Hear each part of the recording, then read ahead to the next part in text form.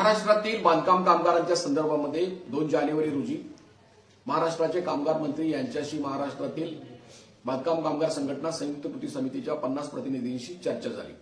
चर्चेमध्ये आमच्या वतीने जे मुद्दे मांडण्यात आलेले आहेत त्या संदर्भामध्ये कामगार मंत्र्यांच्याबरोबर झालेली जी चर्चा आहे त्याचा एक व्हिडिओ आता आम्ही आपल्यासमोर टाकण्यात येईल। म्हणजे कामगार मंत्र्यांनी आपल्या प्रत्येक प्रश्नाबद्दल काय उत्तर दिले ते आपल्या लक्षात येईल। आपण त्याच्यातील सकारात्मक बाबी लक्षात घेऊ, कोण काय शब्द प्रयोग कसा केलेला आहे याच्याकडे आपण दुर्लक्ष करू, त्याचा आपल्या मागण्याशी आंदोलनाशी काही संबंध नाही। सगळ्यात महत्त्वाचा मुद्दा हे आहे की आमची मागणी अशी आहे की तुम्ही पोर्टल पूर्वीसारखं सुरू करा। साधा एका ओळीतला प्रश्न आहे। याच्याबद्दल त्यांनी सुद्धा 2 वेळा ठामपणे असं सांगितलेलं आहे की आम्ही पोर्टल बांधकाम कामगारांचं परत सुरू करणार आहोत। आता या प्रश्नाबद्दल त्यांनी असंही सांगितलं की आम्ही आमच्या अधिकाऱ्यांच्या बरोबर चर्चा करून याच्याबद्दलचा निर्णय लवकरच घेऊ।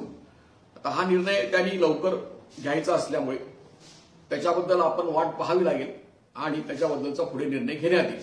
तर आज आपण एवढंच लक्षात घेतलं पाहिजे की कामगार मंत्र्यांनी पोर्टल परत सुरू करण्याचं सूचित केलेलं आहे, म्हणजे तो निर्णय घेतलेला नाही। बऱ्याच जणांचे मला फोन आले की पोर्टल सुरू झालं का, तर ते सुरू करण्याबद्दलचं कामगार मंत्र्यांनी सुतोवाच केलेला आहे। तर त्याची आपण वाट पाहणार आहोत आणि किती दिवस वाट पाहायची, पुढे काय करायचं हे आपली मीटिंग होऊन त्याच्याबद्दल आपली चर्चा करण्यात येईल। दुसरा त्यांनी असाही मुद्दा सांगितला की कामगार संघटनांना याबद्दल काम करण्याचं सुविधा ज्या आहेत त्या देण्याच्या संदर्भामध्ये आमचा विचार चालू आहे, आम्ही त्याच्याबद्दल निर्णय करणार आहोत। तर या दुसऱ्या प्रश्नाबद्दल मात्र मी त्याला सरळ सांगितलं की बांधकाम कामगारांना संघटनांना काही स्वातंत्र्य देण्याचा निर्णय करण्याचा प्रश्नच येत नाही, त्याच्याबद्दलचे निर्णय झालेले आहेत। म्हणजे सुप्रीम कोर्टाने निर्णय दिलेला आहे 2010 साली की तुम्ही कामगार संघटनांना त्यांच्याकडून कामे घ्या, याद्या घ्या। त्याच्यावर आधारित 2017 साली महाराष्ट्र शासनाच्या कामगार विभागाने निर्णय केलेला आहे की कामगार संघटनांना काम करण्याची सुविधा द्या।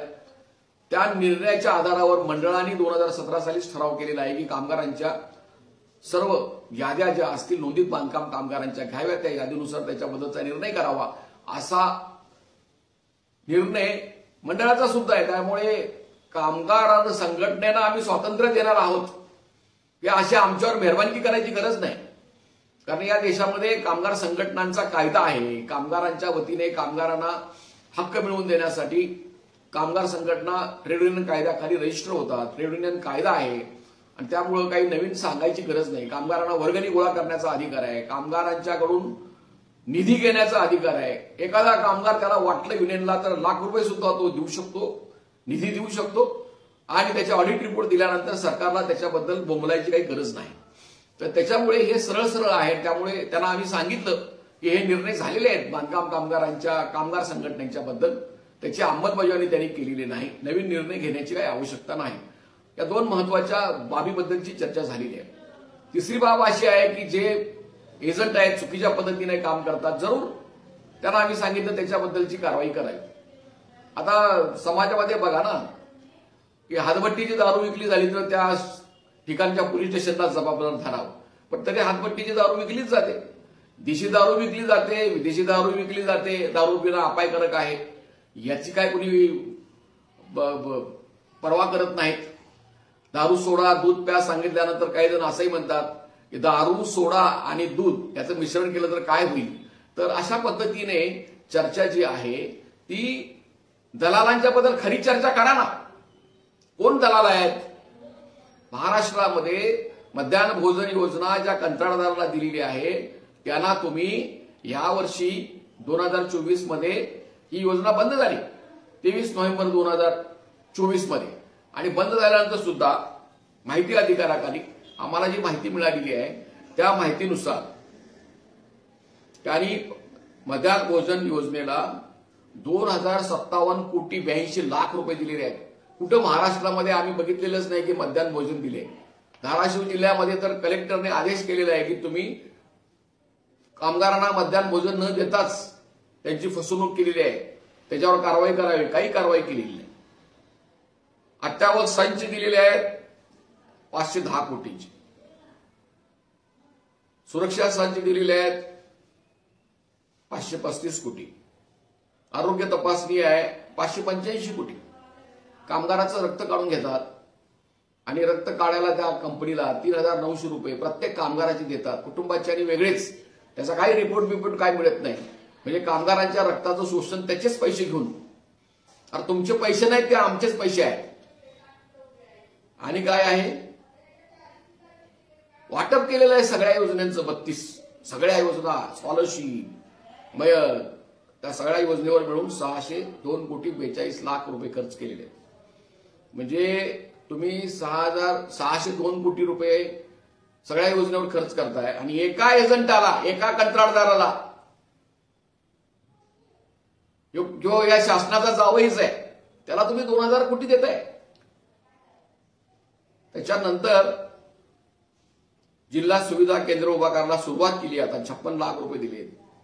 प्रचार प्रसिद्धीला आता हे वर्तमानपत्र आणि सगळ्या माध्यमांना सांगितलं पाहिजे. आता 103 कोटी रुपये खर्च केले. कुठल्या पेपरला बातमी आल्या आणि काय आले का माहिती नाही. 103 कोटी रुपये. अटल बांधकाम योजनेवर 9 कोटी रुपये खर्च केले. गृहकोबी हे भाड्याने भांडी जी वाटलेली आहे त्याच्यावर त्याने आतापर्यंत तरी 669 कोटी खर्च केले आहेत. आणि त्यांचा प्रशासकीय वर्षाचा खर्च आहे 388 कोटी 88 लाख. अशा प्रकारे त्यांनी या 23-24 वर्षामध्ये उपकर जमा झाला आहे 3193 कोटी रुपये.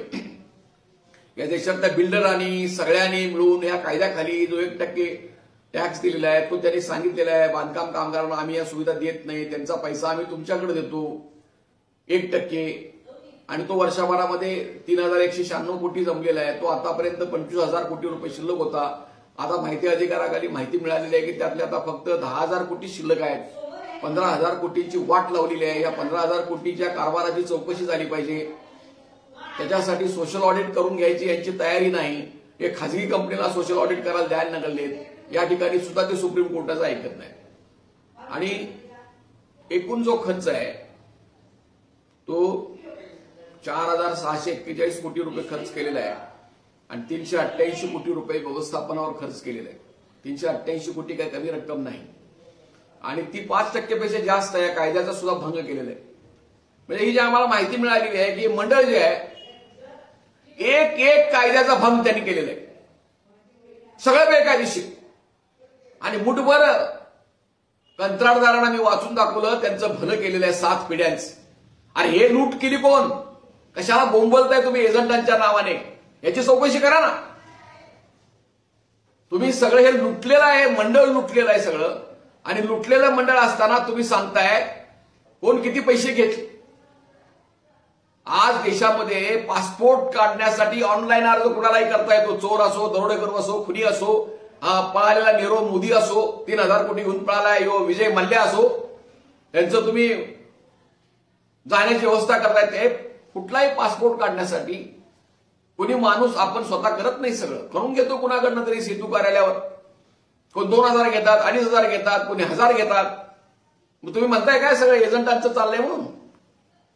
रेशन कार्ड ऑनलाईन अर्ज करता येतो. मग गरीब माणसं काय स्वतः करतात का अर्ज? हे जे सगळं आहे हे ऑनलाईनचं सगळं देशभर तुम्ही डिजिटल इंडिया करायला चाललाय. आणि दुसऱ्या बाजूला आता हे या महाराष्ट्राचे मुख्यमंत्री देवेंद्र फडणवीस यांनी 8 दिवसापूर्वी जाहीर केले की परप्रांतीय कामगारांना त्रास होऊ नये म्हणून त्यांना महाराष्ट्रातल्या कुठल्याही रेशन दुकानात गेले तर त्यांना धान्य दिलं जाईल. अरे वा. मग महाराष्ट्रातला कामगार काय एका घरातच बसलाय का? तो कुठेही जिल्ह्यात काम करतो ना. मग त्यानं कुठेही करायला पाहिजे. तालुका केंद्रावर जाऊन नोंदणी. तिथं तुम्ही तालुक्यातच यायला पाहिजे म्हणून का बंधनं घातलेली आहे? आणि काय गरज आहे त्या ठिकाणी अंगठा उठवून घ्यायचा गुन्हेगारासारखं? आम्ही अर्ज करू. यापूर्वीचं स्वातंत्र्य होतं. आम्ही कुठूनही अर्ज करतो. मी तपासणी करा ना. आम्ही कुठं तुम्हाला अडवलेलं आहे? कोण असे एजंट पोचले? करा ना अधिकाऱ्यांच्यावर कारवाई. कामगारांना ज्या वेळेला नोंदणी त्याची होते त्याचं कार्ड सुद्धा त्याला देत नाही. त्याच्यामध्ये सुद्धा भ्रष्टाचार आहे. राज्यभर त्यांनी कार्डाचे पैसे उचलले आहेत पण कार्ड देत नाहीत. नोंदणी होत असताना शेवटी सरकारी कामगार अधिकारी शिक्का मारतो ना, नंबर देतो. मग तो का झोपला का त्यावेळेला सही करताना? कोण खरा कामगार आहे आणि कोण खोटा कामगार आहे ठरवायला? तुमच्या सुप्रीम कोर्टाने सरळ सांगितलेलं आहे की जर बोगस नोंदणी झाली असेल त्याला जबाबदार सरकारी कामगार अधिकारी आहे. आणि तुम्ही कशाला बोंब मारताय आमच्या नावाने? मुद्दा असा आहे, तुमचे हे घरचे हे जे कंत्राटदार आहेत हे एजंटगिरी करणारे, स्वतःची एजंटगिरी तुम्ही सुरू केली आहे तालुक्याच्या पातळीवर. सरळ सरळ त्या कंत्राटदाराला मुभा दिलेली आहे आणि तालुका केंद्रावर तुम्ही एजंट नेमून 5-5 हे बी आता पैसे तिथं खायला त्यांनी सुरुवात केलेली आहे. हा जो सगळा कारभार आहे, हा कारभार जो आहे तो सरळ सरळ मुंबई हायकोर्टच्या आदेशाचा भंग करून सुरू आहे. एक गोष्ट हे मंडळ जे आहे ते सगळं बेकायदेशीर करत आहे. हे तुम्हाला कागदपत्रा सकट मी तुम्हाला सांगितलेलं आहे की कसं सगळं हे कारभार चालू आहे. त्यामुळे आम्ही आता वाट बघू. एक चांगली गोष्ट आहे की कामगार मंत्र्यांनी आमच्याशी चांगली चर्चा केली आहे. तुम्ही युट्यूबवर बघू शकता किंवा त्यांनी केलेली चर्चा सुद्धा रेकॉर्डिंग झालेलं आहे. आम्ही त्याचं स्वागत करतो, परंतु दुसऱ्या बाजूला समजून घ्यायला पाहिजे त्याने की कुणाची एजंटगिरी चालू आहे मंडळामध्ये, कोण लूट करते, कोण सगळं लुटलेलं आहे. का तुम्ही त्या चेकवर सह्या केल्या करोडो रुपयांच्या? 15,000 कोटी म्हणजे काय कमी रक्कम आहे का? काय तुम्ही त्याचं सोशल ऑडिट करायला तयार नाही? मग सोशल ऑडिट करा म्हणजे काय आमच्या घरचा निर्णय आहे का तो? सुप्रीम कोर्टाने सांगितले तुम्ही का ऐकत नाही सोशल ऑडिट करायचं. सोशल ऑडिट करताना जी कंपनी करेल सोशल ऑडिट या मंडळाचं ती सरकारी असली पाहिजे, मान्यता प्राप्त असली पाहिजे.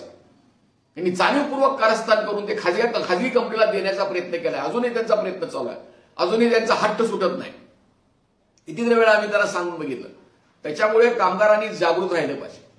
आम्ही जरूर सरकार कुणाचं आहे काय याच्याशी आमचं काही देणं घेणं नाही, पण जे काही आकाशजी फुंडकर कामगार मंत्री आहेत त्यांनी निदान चांगली भूमिका घेतलेली आहे. त्यांच्या सगळ्या मताशी जरी आम्ही सहमत नसलो तरी ते पोर्टल सुरू करणार आहेत या त्यांच्या निर्णयाचं आम्ही स्वागत करतो. कामगार संघटनांना हक्क देण्याच्या बाबतीमध्ये पूर्वी जे निर्णय झाले त्याची त्यांनी अंमलबजावणी करावी, ते करायचं असं म्हणतात, त्याचंही आम्ही स्वागत करतो. इतर गोष्टीबद्दल मला काय वाटतं ते तुम्हाला मी सांगितलं. तर याच्याबद्दल आता आम्ही झूम मीटिंग घेणार आहोत, त्याच्यामध्ये आपण सहभागी व्हावं. ही झूम मीटिंग 5 तारखेला म्हणजे उद्या रात्री होईल. त्याच्यानंतर त्या झूम मीटिंगमध्ये ठरवण्यात येईल की आपल्याला या पुढच्या काळामध्ये आंदोलनाची तयारी सगळ्यांनी ठेवा. काय आंदोलन करायचं, कसं आंदोलन करायचं त्या मीटिंगमध्ये आपण निर्णय करू. तर अशा पद्धतीने झालेला निर्णय मी आपल्याला जी चर्चा झालेली आहे ती सकारात्मक चर्चा झालेली आहे. आता 2 महिने झाले सगळी चर्चा काहीच झालेली नव्हती, ती निदान त्यांनी काही सकारात्मक बाबी घेतलेल्या आहेत, त्याचं आम्ही स्वागत करतो. त्यांना सुबत्ती सुचो, झालेल्या निर्णयाची अंमलबजावणी त्यांच्याकडनं व्हावी त्याचं आम्ही स्वागत करू. आणि या सगळ्या गोष्टी लक्षात ठेवून आपण जागरूकपणे या सगळ्या बाबीमध्ये सहभागी व्हा एवढी विनंती करून मी आज माझं भाष्य पूर्ण करीत आहे. मी शंकर पुजारी. हे युट्यूब चॅनल आहे, विनामूल्य आहे, कामगारांच्यासाठी चालवलं जातं. अरे बाबांनो, तुम्ही हे सबस्क्राईब तरी करा, तुमचंच आहे चॅनल. माझा मोबाईल नंबर आहे, अडचण असली तर जरूर फोन करा, काही अडचण असू द्या. आता आम्ही महाराष्ट्रातल्या ज्या कामगारांचा मृत्यू झालेला आहे त्यांचे सगळे अर्ज कसे मंजूर करून घेण्याचं याच्यासाठी मार्गदर्शन केंद्र सुरू केलेलं आहे. आम्ही मुंबईतला 2 वेळेला हजर राहू. कालच आम्ही 7 अर्ज दाखल केले. ज्यांचे अर्ज जिल्ह्यामध्ये दाखल करून घेतले जात नाही त्यांचे अर्ज आम्ही काल कल्याणकारी मंडळामध्ये दाखल केलेले आहेत. ज्यांच्या मृत्यूबद्दलच्या अडचणी असतील त्यांनी आमच्याशी संपर्क करावा. माझा मोबाईल नंबर आहे 9960499366. तर हे युट्यूब चॅनल तुम्ही सबस्क्राईब करा, फॉरवर्ड करा, लाईक करा आणि याच्याबद्दलचा प्रचार करा, चर्चा करा. एवढं सांगून मी आजचं माझं भाष्य पूर्ण करीत आहे. धन्यवाद. बाकीचं जे सगळं आहे ते चालू राहू द्या. त्यामुळे काय झाले साहेब की कामगाराला दिवसभर नाही काम बुडून जावं लागतं आणि ते तालुका ठिकाणी काय होतं एका वेळेला 500-500 कामगार आपल्यापर्यंत त्या गोष्टी आल्या असतील आणि ते फक्त 50 त्यांची कपॅसिटी आहे. बाकीच्याला परत जावं लागतं सगळ्यांना आणि ते काही करू शकत नाही. त्याच्यावरती आम्ही म्हणतो साहेब आम्ही अर्ज करतो, तुम्ही कर्ज स्वीकारणं न स्वीकारणं तुमच्याच हातात आहे शेवटी. आणि हे पूर्वी सगळं मंजूर असलेल्या गोष्टी आहेत म्हणजे काही माझ्या नवीन नाहीये आणि त्यामुळे आपण तो निर्णय करावा, दिलासा द्यावा. कारण 28 लाख कामगार आहेत साहेब नोंदणी, 26 लाख पेंडिंग अर्ज आहेत. त्यामुळे इतकी मोठी गोष्ट आहे आणि चांगली गोष्ट आहे, त्यामुळं तो आपण निर्णय करावा. आणि साहेब अगोदरच्या माजी कामगार मंत्र्यांनी एक 5,000 रुपये प्रत्येकाला सानुग्रह अनुदान द्यायचा निर्णय केला. तसं हायकोर्टने 21ला मेन्शनही केली. अनुदान सानुग्रह अनुदान म्हणजे त्याला एक दिवाळीला भेट म्हणा रक्कम, आणि हे 5,000 रुपये मुश्रीफ साहेबांनी 21ला मंजूर केलं. तर त्याच्यावर आम्ही हायकोर्टमध्ये गेलो. तो हायकोर्टने सांगितलं की याचा शासनाने निर्णय करा, आणि मंत्री महोदयाने निर्णय केला की अध्यक्ष काय आता जसं तुम्ही बी अध्यक्ष आहात, त्यामुळे त्याचा सुद्धा एक आपण जर सहानुभूतीने विचार केला तर फार बरं होईल. वेगळी अशी काही मागणी नाही आहे, पूर्वी ज्या होत्या मागण्या तेच पूर्वचे आता परत नव्याने चालू करावा. आम्ही साहेब आम्ही काय म्हणतोय, हायकोर्टनं ऑर्डर केली ना तेवढी फॉलो केलं तरी चाललं, आपलं काही म्हणणं नाही. पण हायकोर्टचं आपल्यावर बदलून जात आहे का साहेब? अगदी चुकीचं माझं म्हणणं आहे, आपली म्हणजे माझी आपल्या सगळ्यांना विनंती आहे. तिथं आम्ही आता एक मिटिंगच लावली आहे स्पेशल. त्या मिटिंगमध्ये आम्ही निश्चित याच्यावर काही ना काही निर्णय करतोच आहे. फक्त माझं असं आपल्याला सगळ्यांना विनंती आहे की तुम्ही ग्राउंडवर काम करता. माझ्या मतदारसंघाचा विषय सांगतो की दलाल लोक याचं फार मोठ्या प्रमाणात सक्रिय आहे आणि गरीब लोकांची लूट होते. आपण हे जे पोर्टल ओपन करतो यामध्ये सामान्य नागरिकांपेक्षा दलाल लोकांना जास्त फायदा होतो. दलाल लोक प्रत्येक व्यक्तीकडनं 2,000 2,500 रुपये देतात. चुकीचं आहे साहेब. आणि त्यांचा जो लाभ आहे तो बऱ्याचशा लोकांना दिला जातो, काढला जाते.